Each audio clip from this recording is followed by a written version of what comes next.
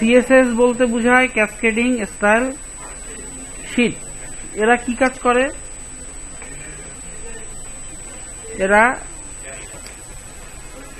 সফল ভালো জানে সিএসএস কি কাজ করে। পোস্ট দিছিল একটা, তো সিএসএস দিয়ে সৌন্দর্য বৃদ্ধি করা সম্ভব। কার? আপনার না, এইচটিএমএল এর। তো এইচটিএমএল এর মধ্যে নরমালি যেটা আমরা দেই সেটা হচ্ছে কন্টেন্ট, আর এইচটিএমএল এর সৌন্দর্য নির্ভর করে সিএসএস দিয়ে, আর বিহেভিয়ার নির্ভর করে জাভাস্ক্রিপ্ট দিয়ে। তাহলে কন্টেন্টও আছে, প্রেজেন্টেশনও আছে, বিহেভিয়ারও আছে। কন্টেন্টের কাজটা আমরা করি এইচটিএমএল এ, প্রেজেন্টেশনের কাজটা আমরা করি সিএসএস দিয়ে, কত সুন্দর করে দেখাবো। আর বিহেভিয়ারাল কাজ, ক্লিক করলে কি হবে, মাউস ওভারে কি হবে, ফর্ম সাবমিট করলে চেক করবো কিনা, এই কাজগুলো করার জন্য আছে জাভাস্ক্রিপ্ট। তো আমরা জাভাস্ক্রিপ্ট দেখছি, আমরা সিএসএস জানি কি কাজ করে, কিন্তু আমরা আস্তে আস্তে একটু ডিটেল দেখার চেষ্টা করব। হ্যাঁ,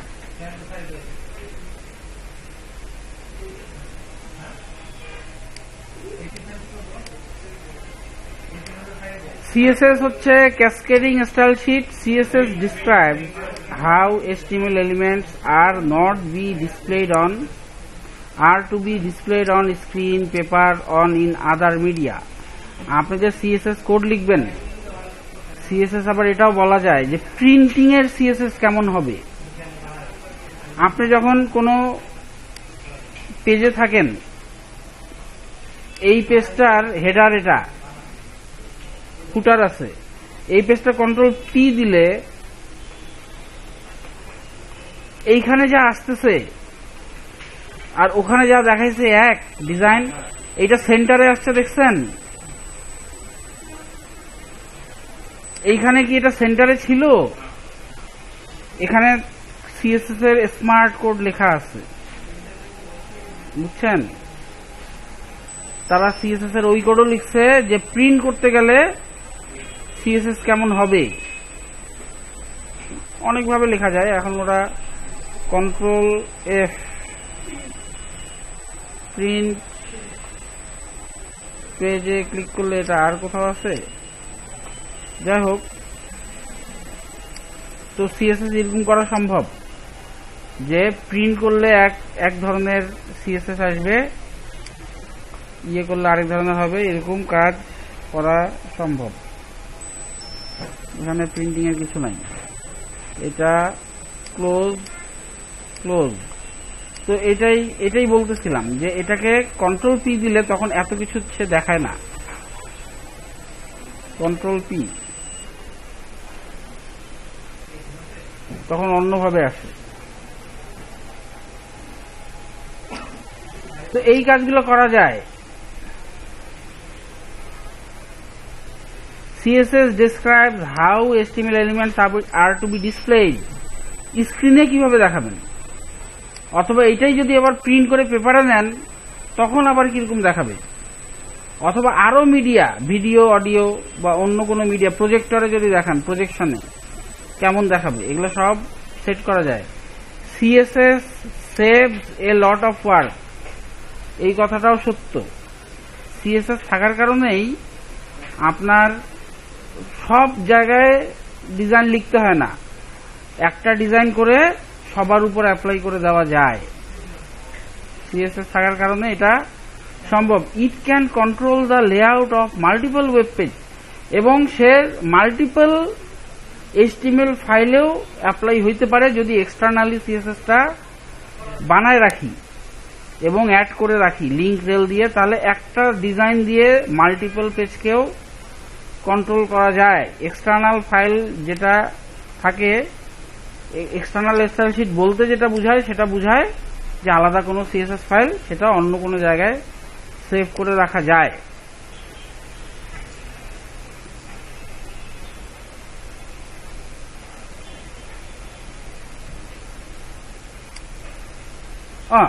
এই যে কি সুন্দর কাজ করে রাখছে। কন্টেন্ট সেম, এখানে ওয়েলকাম টু হোম পেজ 4টা বা 5টা এই কথাগুলো যে আছে, শুধুমাত্র সিএসএস এর কারণে এক একটা ডিজাইন এক এক রকম।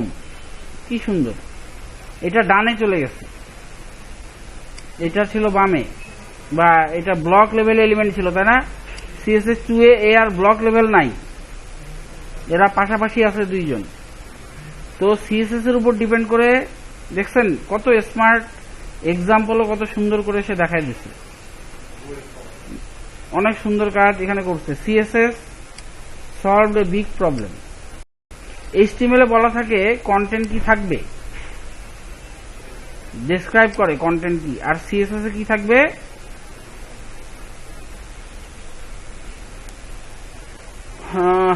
প্রেজেন্টেশন থাকবে, তাই না? এখানেও এই কথাগুলাই আছে, কিন্তু আপনাদের বইয়ে আরেকটু ইলাবোরেটলি আছে। সিএসএস এর ভার্সন 1 কি ছিল, ভার্সন 2 এ কি ছিল, সিএসএস এখন কি ভার্সন চলতেছে। হ্যাঁ, সিএসএস 3 এখন চলতেছে, সিএসএস 3, তার আগে ছিল 3। হ্যাঁ, এই বইয়ে আমরা 3 পড়ব, তার আগে ছিল 2.1 নাকি, সেটা আমরা দেখব। দেখেন এই যে একটা ছবি দিছে, এইটা হচ্ছে ওয়ার্ল্ডের প্রথম ওয়েব পেজ। এটা তো মানে দেখছিলাম না এইচটিএমএল বইয়ে যখন পড়ছি, নাকি দেখি নাই। এটা হচ্ছে দুনিয়ার প্রথম না HTML page. At the beginning web was simple. আগেকার মানে শুরুর দিকে ওয়েব ছিল খুবই সহজ। The first ever public web page consist of plain unorder text. এই পেজে কি ছিল? শুধুমাত্র টেক্সট আর হাইপারলিঙ্ক ছাড়া আর কিছু আছে? আরেকটা মনে আছে, এটা লিস্টের মতো দেখাচ্ছে, তাই না? ডেফিনেশন লিস্টের মতো দেখাচ্ছে। Control U, header tag, body, এখানে ডিডি, এই যে ডেফিনেশন দেখাচ্ছে না? তো এটা প্রথম দিকের একটা ওয়েব পেজ বলতেছে, খুব ছোট ছিল, জাস্ট বোল্ড করা যাইতো, হেডিং দেওয়া যাইতো, আর লিঙ্ক দেওয়া যাইতো ব্লু, এবং লিঙ্কের নিচে আন্ডারলাইন আসতো, অ্যান্ড দ্যাট ওয়াজ ইট। এতটুকুই ছিল। আগে ব্রাউজারে অডিও বা ভিডিও চলবে এটা কল্পনা করা যাইতো না। যেমন আগে কেউ কল্পনা করতে পারতো না যে আপনি কথা বলবেন কারোর সাথে, বলে না তার ছিঁড়া, তো এখনকার মোবাইলগুলোতে তার ছিঁড়া, কোনো তার নাই। দেখা তো অন্য ব্যাপার, আরে মোবাইল যখন বাংলাদেশে প্রথম আসে, কি ব্যাপার, এটা তার কোথায়? তারই তো নাই, এটার সাথে যে একটা কোথা থেকে এটা আসছে, হাওয়া থেকে কেমনে ধরে? হ্যাঁ, এইটাই কিছুদিন আগে, বেশি দিন আগের কথা না, কিছুদিন আগেও আশ্চর্যজনক ব্যাপার ছিল যে এটা নিয়ে বলে পুরো বাংলাদেশ ঘোরা যায়। যে আমরা চিন্তা করতাম, আমরা তো দেখছি, কিন্তু ওটা তো 100 metre 200 metre cordless phone, wireless phone যেটা থাকে না, তার আগে মোবাইলের আগে ওয়্যারলেস ফোন ছিল, ওটা সবচেয়ে বড় ব্যাপার ছিল। এলাকায় আপনি একটু দূরে দূরে বাসা থেকে হাঁটাহাঁটি করতে করে হাঁটাহাঁটি করতে পারতেন বাসায়, ওইটা নিয়ে কর্ডলেস ফোন। ওইটাতে টিএনটি লাইন লাগানো থাকবে, কিন্তু ওই ফোনটার সাথে তার থাকবে না। আপনি হয়তো ড্রয়িং রুমে চলে গেলেন কর্ডলেস ফোন নিয়ে, ওইটাই ছিল বিশাল ব্যাপার। তো মোবাইল একসময় আসলো তার ছাড়া, ওই মোবাইল নিয়ে কি অবস্থা, মাই গড! যে কোনো জায়গায় বলে নিয়ে যাওয়া যায়, কাজও করে। তার কিছুদিন পরে মোবাইলে গান চলে, এটা কিভাবে সম্ভব? মোবাইলের ভিতর গান চালানো যায়, এটা তো অবিশ্বাস্য ব্যাপার। মোবাইলে গান চলতেছে, MP3 এর ব্যাপারটাও একটু অবিশ্বাস্য। বেশি দিন আগের না, এই MP3 ব্যাপারটা হচ্ছে, আমরা সিডি কিনতাম মাত্র 10টা 12টা গান থাকতো। হ্যাঁ, আমরা 80 টাকা 100 টাকা দিয়ে সিডি কিনতাম, গান থাকতো মাত্র 10টা, ম্যাক্সিমাম 12টা, এবং তাতেও অনেক সময় খুশিই ছিলাম। এক সময় খুশিই ছিলাম। এক সময় MP3 আসলো 150টা গান রাখা যাবে, 150টা গান MP3-তে রাখা যাবে, এবং কোয়ালিটি শুনতে তো একই তো, মানে কোয়ালিটি আসলে ডিগ্রেড করে থাকে, কোয়ালিটি কমায় দেয়, কিন্তু আশ্চর্যজনক হচ্ছে যেই কোয়ালিটিতে আমরা কানে যেটা সেটা একই আমরা শুনি। তো ওটাও একটা বড় অ্যাচিভমেন্ট, মানে একটা সিডিতে। তারপর শুরু হইলো সিডিতে যত দুনিয়ার গান আছে, আরে মাত্র 40 টাকার সিডি। এখন সিডির দাম কত? 12 টাকা মনে হয়। আমরা কিনতাম 12 টাকা। আমরা কিনতাম ওই যে মিটসুবিশির সিডি, ম্যাক্সেলের সিডি কিনতাম 44 টাকা। তো সিডি কিনতাম আর MP3 বানায় রেখে দিতাম, যে দুনিয়ায় যেন কোনো গান মিস না থাকে, সবগুলোর যেন ব্যাকআপ থাকে আর কি। এখন ব্যাপার হচ্ছে, এখন সিডি জাদুঘরে চলে গেছে, কিন্তু প্রায় কেন সিডি জাদুঘরে চলে গেল কেন? এখন পেন ড্রাইভ, সিডিতে না রেখে পেন ড্রাইভ বা হার্ড ডিস্কের স্পেস বেড়ে গেছে। এই পেন ড্রাইভও কিছুদিন পরে জাদুঘরে, পেন ড্রাইভটা হয়তো চলবে, কিন্তু অনেক কিছু জাদুঘরে এখনো চলে যাবে, সব ক্লাউডে চলে যাচ্ছে। ক্লাউড, এই যে আপনারা চিন্তা করতেছেন 15 গিগা করে অ্যাকাউন্ট বানাবেন আর রাখবেন, ওইটাও দেখবেন বিশাল ঝামেলা, খুঁজে পাবেন না কোনটা কোথায় আছে, খুঁজে পাওয়া ডিফিকাল্ট। তো ক্লাউডে সব, কিছুদিন পরে ক্লাউডে মেশিন চালু করবেন, মেশিনে কোনো অপারেটিং সিস্টেমই থাকবে না। ওই মেশিন চালু করলেন, ক্লাউড থেকে ব্রডব্যান্ড লাইন থাকবে, টান দিয়ে অপারেটিং সিস্টেম লোড হয়ে যাবে। ক্লাউড কম্পিউটিং, হ্যাঁ সিডি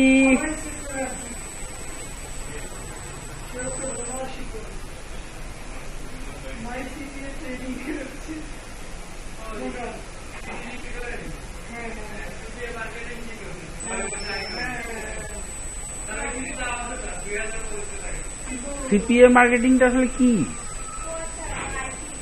মানুষ ক্লিক করে মানুষ টাকা কামাবে, এটা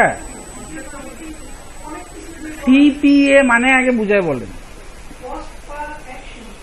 তো। অ্যাকশন গুলো আসলে কি? ক্লিক না?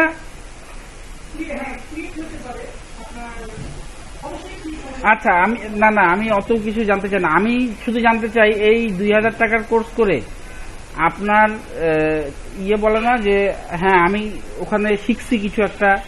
যেমন আপনি সাপোজ গাড়ির মেকানিকের দোকানে গেলেন, 2 মাস কাজ শিখলেন, আপনি কিন্তু জানলেন গাড়ির পার্টস নষ্ট হইলে ঠিক করা, করা। আমার প্রশ্ন হচ্ছে, সিপিএ মার্কেটিং করে আসলে আপনি কিছু শিখছেন কিনা, এরকম বা কি ধারণা? আমি আসলে জানি না সিপিএ মার্কেটিং কি।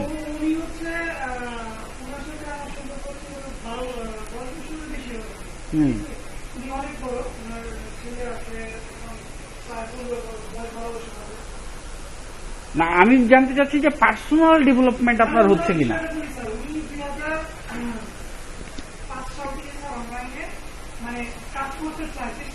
আচ্ছা,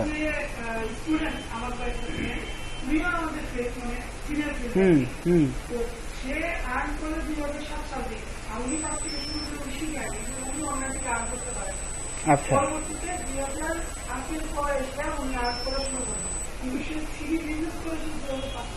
আচ্ছা, হ্যাঁ সেটাই অবশ্যই। না, আমার হচ্ছে আপনারা এমন কোথাও ঢুকবেন না কখনোই, বা সময় নষ্ট করবেন না যেখানে আপনার পার্সোনাল ডেভেলপমেন্ট হবে না। সেখানে লাইফেই খেয়াল রাখবেন। লাইফে কেউ আপনাকে একটা চাকরি দিল, বলল তোমার কাজ হচ্ছে Ctrl+C Ctrl+V করবা প্রতিদিন, এখান থেকে কপি করবা, এখানে পেস্ট করবা, বেতন হচ্ছে 40,000 টাকা। আপনি মনে করলেন এর থেকে ভালো লাইফ আর কি হতে পারে। এখন ওই চাকরি যদি চলে যায়, ওই Ctrl+C Ctrl+V এর কাজ আরেকটা পাওয়া, এটা এত সহজ না।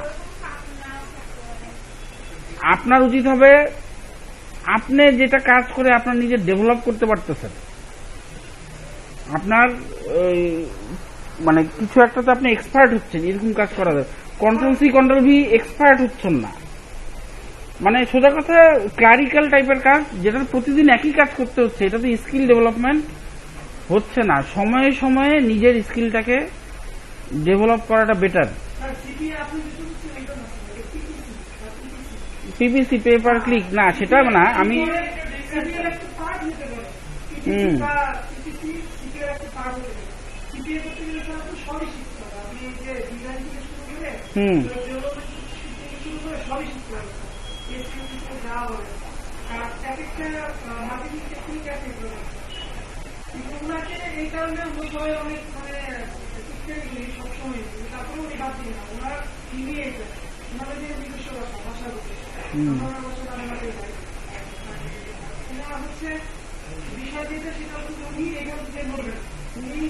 না ঠিক আছে।